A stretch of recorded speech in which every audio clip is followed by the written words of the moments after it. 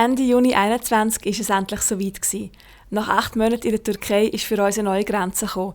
Wir sind nach Georgien eingereist. Zu diesem Zeitpunkt haben wir noch nicht gewusst, dass wir insgesamt 4,5 Monate werden in der kleinen Kaukasusrepublik verbringen.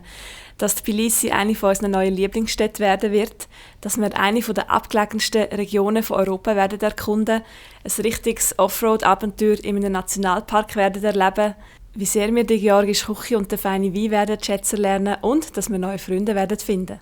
Ja, aber jetzt erst mal zurück zum Start, zum ersten Tag an der georgischen Grenze.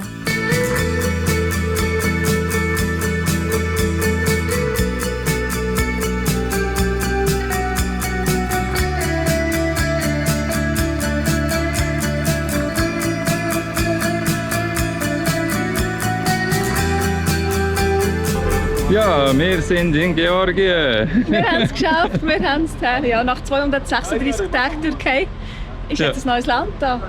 Genau. Der Zoll hat sich wie ein Flughafen angefühlt, wirklich. Ja, wir sind als Fußgänger behandelt worden. Mit dem Velo durch mega Schranken müssen durch. Es ist recht mühsam. Ich bin da lieber Auto. Zoll eigentlich. Aber es hat alles geklappt. Ja. Alles gut gegangen. Nächste Station Batumi und dann als erster Eindruck von Georgien verarbeiten. Ja.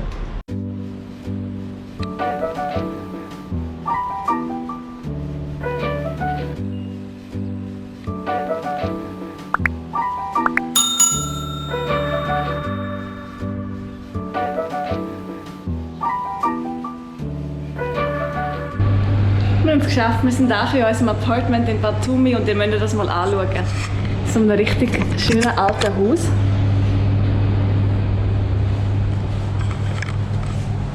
Da ist die Toilette, Waschmaschine. Und das ist unser Loft. Küche. Grosses Wohnzimmer.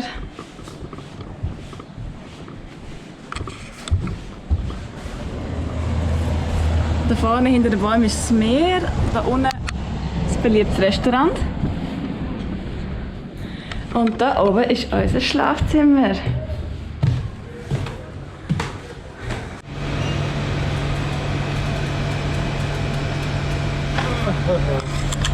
Tag 1 in Batumi, es ist knapp vor dem Eis.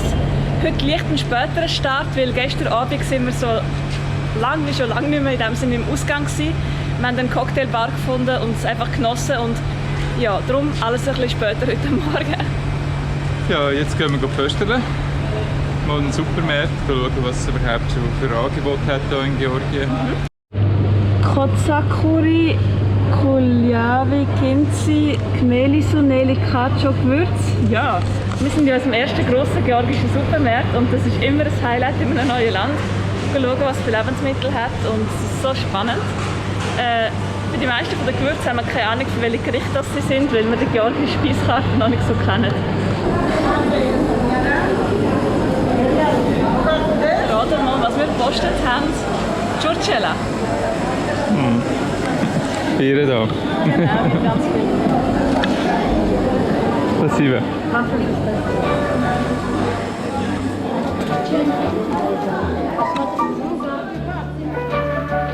Every time we say goodbye, what has come of me, leave me to cry.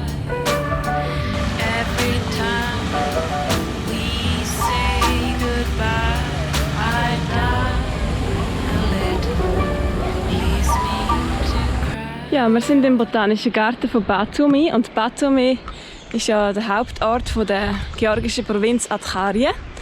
Und das ist wirklich total subtropisch da vom Klima her.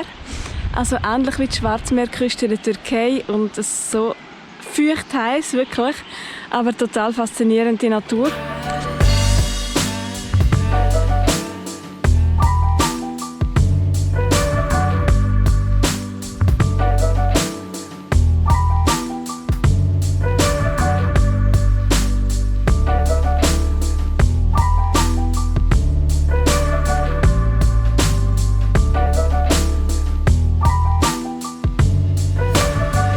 Every time we say goodbye,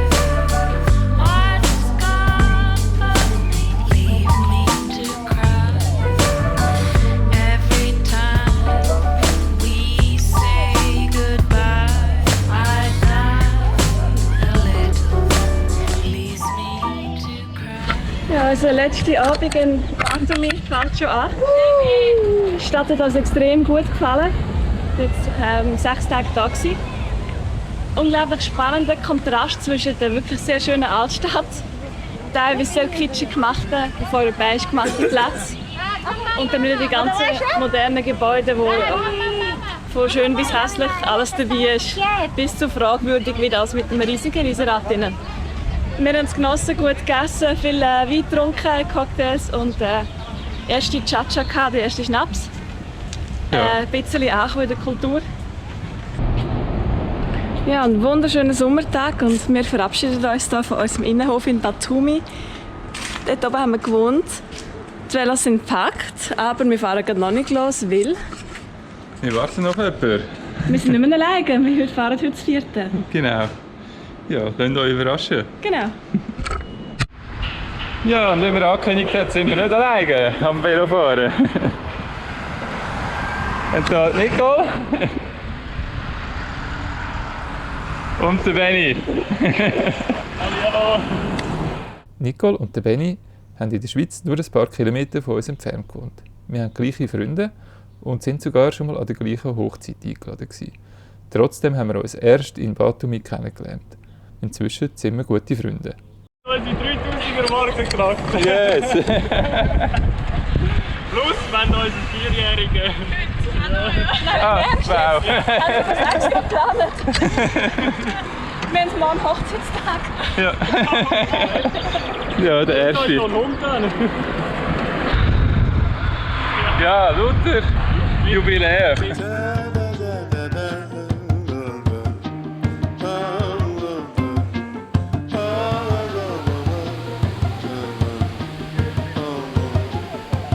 On tes chansons pour famille en moins comme ça. Tire joyeux qu'à combler qu'est moins. Sentiments nous tout déjà partagé. On joue, tant qu'il heureux est mon ami. On tue. Ja, zur Feier von eurem 4. Jahrestag, der 3000 Kilometer, haben wir ein wunderbares Essen mit 2 Kochern können kochen. Das ist mega toll.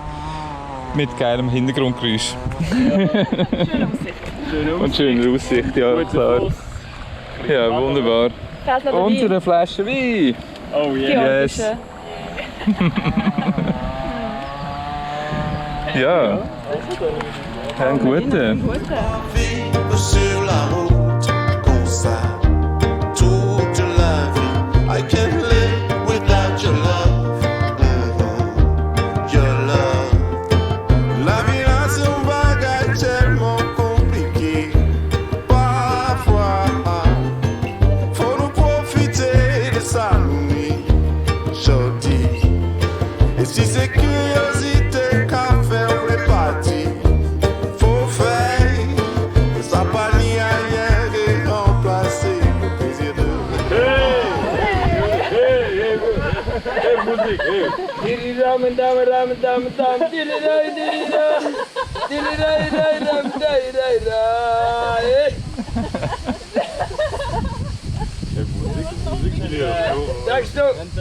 Musik, Gitarra yok. Pandur. Pandur. On peut pas vivre sur la route comme ça toute la vie. I can't live without your love. Your love. On peut pas vivre sur la route comme ça toute la vie. I can't live without your love. So long, too long.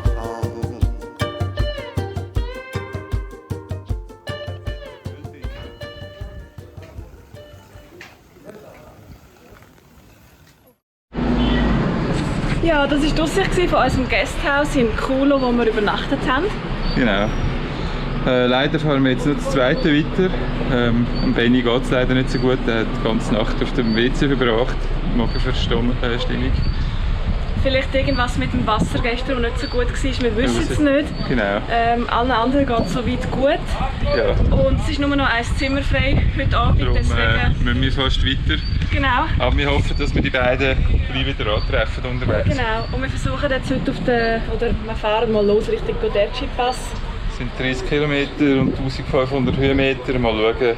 Auf einer Schotterstraße. Ja, auf einer üblen Schotterstraße. Mal schauen, ob wir das schaffen. Dafür gutes Wetter, sehr angenehme Temperatur. Nicht so heiß, ja. Ja. Ja, los geht's.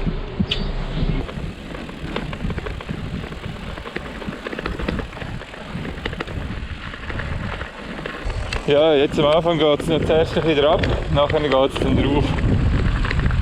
Fast 30 Kilometer lang. Und das auf so einer Straße. Das wird eine Challenge. Ich denke, dass der Tag noch Spass macht.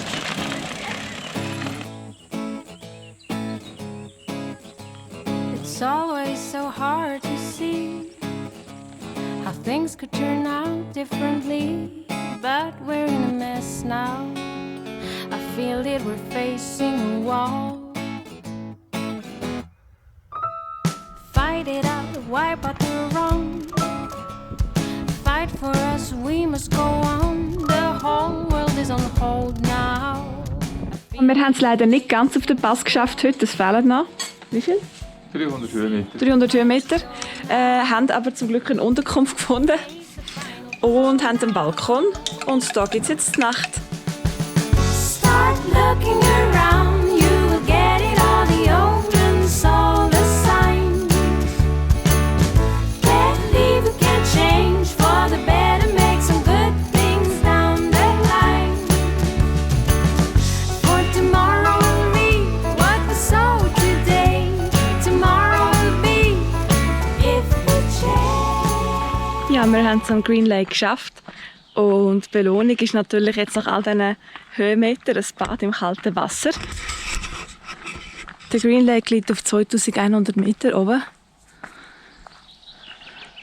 Und es ist klar, woher der See seinen Namen hat. Aber es ist sicher mega frisch.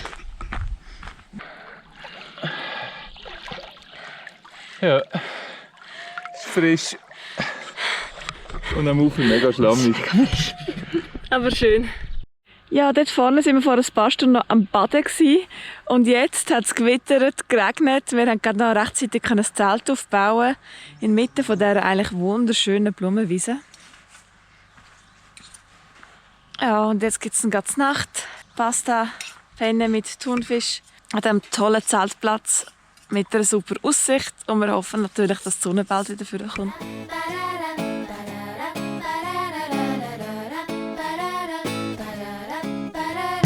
Climb to the top of a tree. The sky is too covered to see. A picture of a horizon, a place where we can build a home. Ja, unser Aufenthalt am wunderschönen Green Lake ist vorbei. Es hat die ganze Nacht immer wieder geregnet. Das erste Mal wirklich nach fast einem Jahr Reise, wo wir Regen und Gewitter hatten. Das Zelt hat aber wunderbar gehabt, sehr froh. Jetzt haben wir alles zusammenpacken, trocknen und jetzt geht es weiter Richtung Azzalcice, oder wie der Ort heisst. Alles packt, aber zuerst geht es noch mal ein bisschen durch, bevor dann endlich die Abfahrt kommt und wir uns jetzt schon fast 3 Tage darauf freuen. Fight it out, lose or win.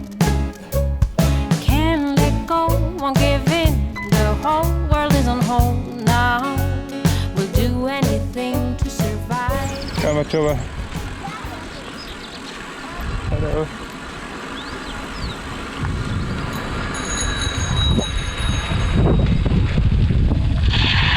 Oh, yeah, wow.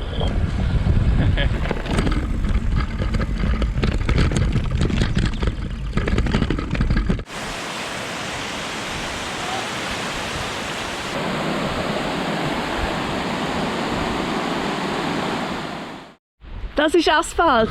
Nach 50 Kilometern teilst die übelste, aber befahrbare Schotterstraße. Wir haben extra für diesen Teil die Luft rausgelassen, auf 2 Bar runter. Genau. Und dementsprechend müssen wir es jetzt natürlich wieder aufpumpen. Ja.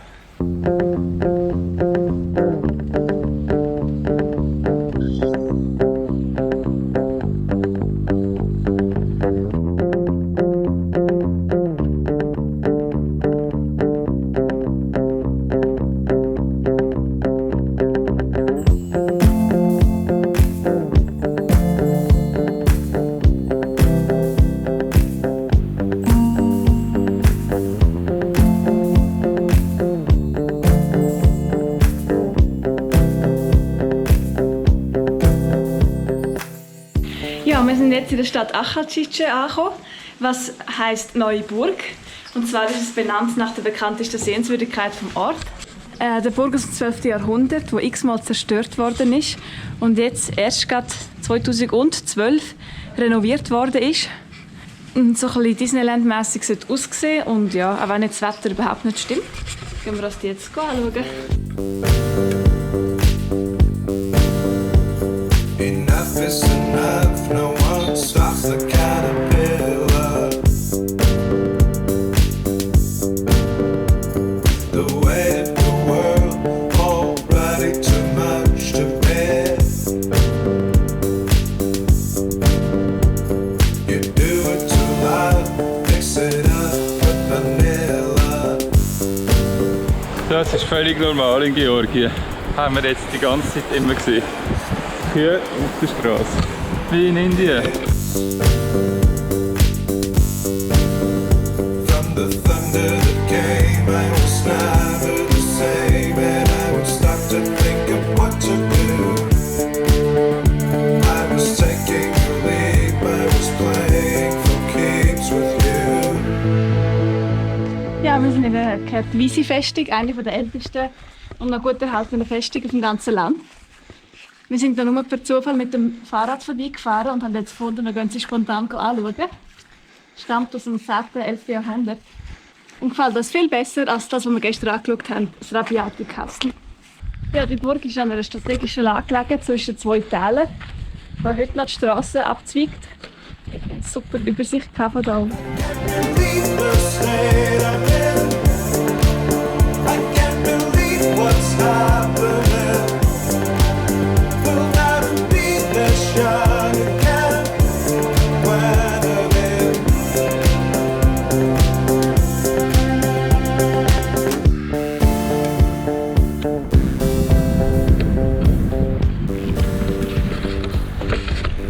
Ja, wir sind kurz vor Varcha, der Höhlenstadt, die wir nachher anschauen wollen. Und freuen uns auf unsere Unterkunft, weil es ist doch ein recht anstrengender Tag war. Aber ein schöner. Ja, die ganze Fahrt dahinter in das Tal war absolut spektakulär.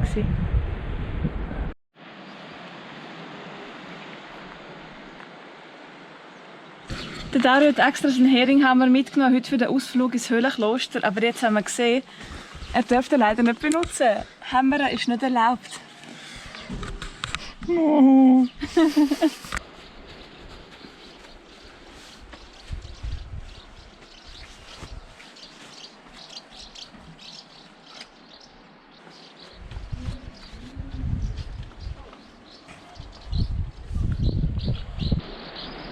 Ja, hier in den Felsen reingehauen worden ist Varcha. Ursprünglich als ein Zufluchtsort für die Leute. Früher war das ganz eine wichtige Gegend hier, strategisch gut gelegen. 20 Kilometer von der türkischen Grenze weg. Ja, das letzte Bollwerk der Christen, in dem Sinn gegen Muslime. Ja. Ja. Und ist später zu einem Kloster geworden. Heutzutage ist leider nur noch ein kleiner Teil der ehemaligen Höhlenstadt vorhanden. Hauptsächlich irgendwelche Vorratsräume, Weinkeller oder so Sachen. Und die Räume, wo wir gelebt haben, das ist alles bei einem Erdbeben im 13. Jahrhundert zusammengestürzt. Es hat 28 Weinkeller gehabt. Überall da sieht man noch den unteren Teil der Weintonkrüge. Ja, ganz lang ist unter sowjetischer Herrschaft natürlich das religiöse Leben zum Stillstand gekommen. Ja, und eigentlich seit dem 15. Jahrhundert hat da sowieso niemand mehr gelebt. Also über Jahrhunderte war da niemand mehr gewesen. Und seit 1989, also seit dem Zusammenbruch der Sowjetunion, sind da wieder ein paar Mönche eingezogen. Mhm. Und aktuell leben 3 Mönche hier. Und zwar hier oben, dort wo man noch ein bisschen Blumen sieht. Dort ist der Eingang und in diesen Höhlen hier leben noch Mönche. Ja, und somit beenden wir unseren kurzen Rundgang in Varcha im Höhlenkloster. Sehr, sehr interessant gewesen, vor allem weil wir Vergleiche ziehen zu Kappadokien und uns doch vieles sehr bekannt vorkommt.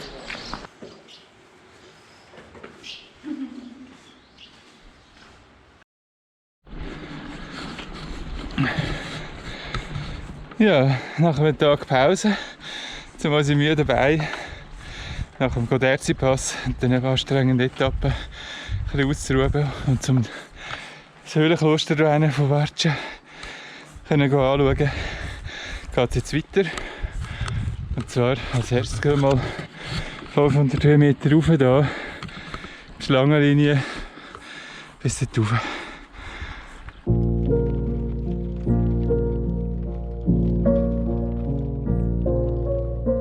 Hallo! Dann noch mal schauen.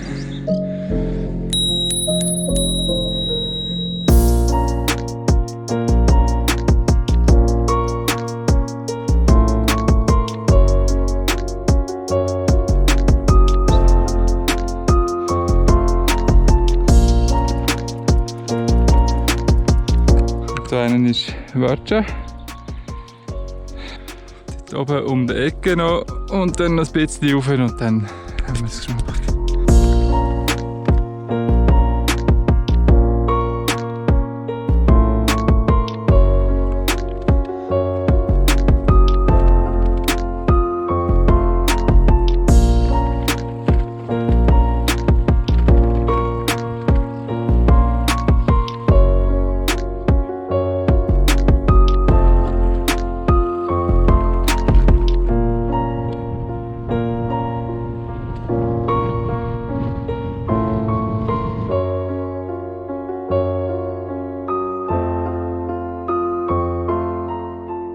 Ja, um 7:30 am Abend erst sind wir angekommen und haben hier noch ein Plätzchen relativ windgeschützt gefunden unter den Bäumen am Sagamo Lake.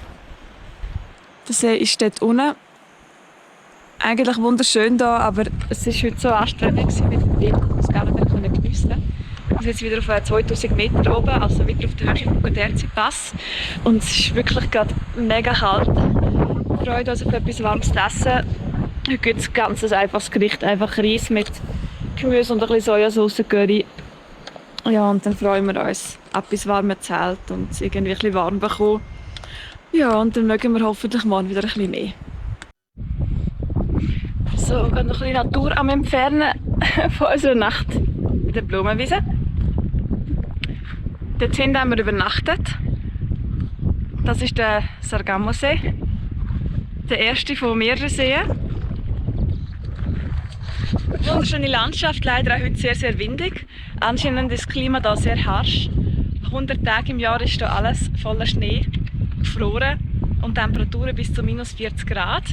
Von dem her haben wir noch Glück, dass wir nur Wind haben. Ja gut, wir sind auch im Juli da.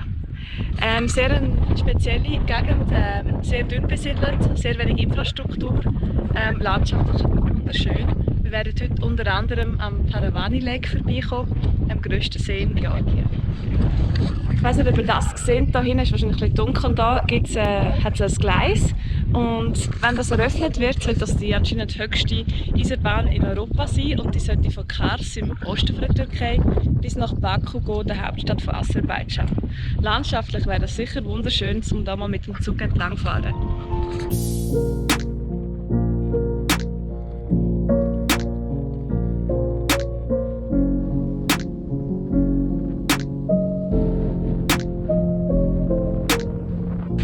Da ist so ein bisschen auf Island versetzt. Also wir stellen uns Island im Sommer etwa so vor.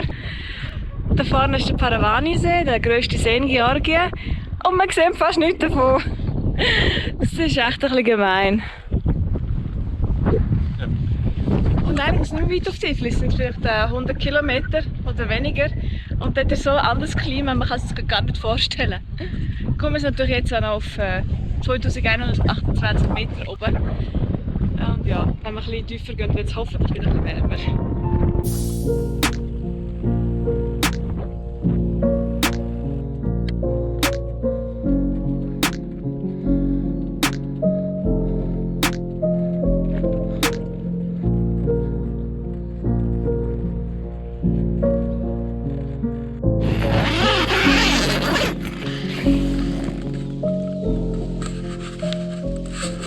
Guten Morgen.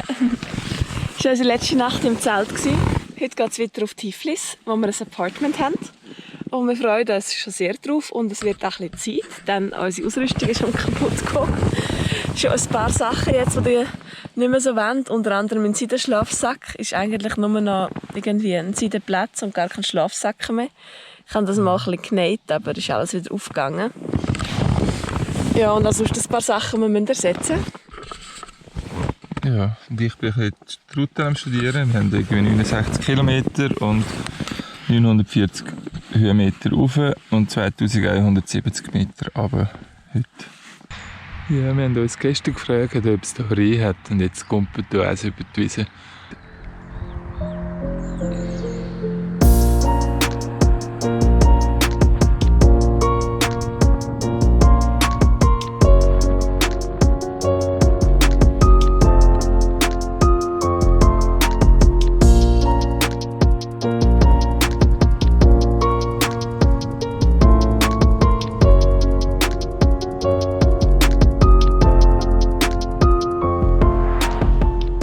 Ja, wir haben hier ein Etappenziel von uns geschafft.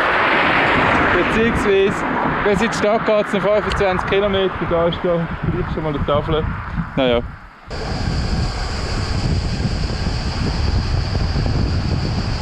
Ja, wir haben es geschafft. Yay! Jetzt geht es nur noch runter, 70 Kilometer, fast 1000 Höhenmeter. Ja. Juhu! Ja, 900 Höhenmeter hochgekämpft und dort hinten sind die ersten Häuser von Tiflis. Ja, man sieht es nicht wirklich. Aber es ist absehbar. Ja. Endlich, wir freuen uns so Ja, auf Stadtleben als Abwechslung. ja man muss das Velo in die Ecke stellen und Pausieren, Beine hochlegen, ja, Ausrüstung ein bisschen checken. Ja, fein essen ja. und vielleicht wieder mal ein bisschen Bäderbär. Ausgang. Massage. Ja. Und Konzert. zum Coiffeur. Coiffeur, ja. Wir sehen, wir Wir freuen uns riesig. werden ein riesiges Programm haben. Ja.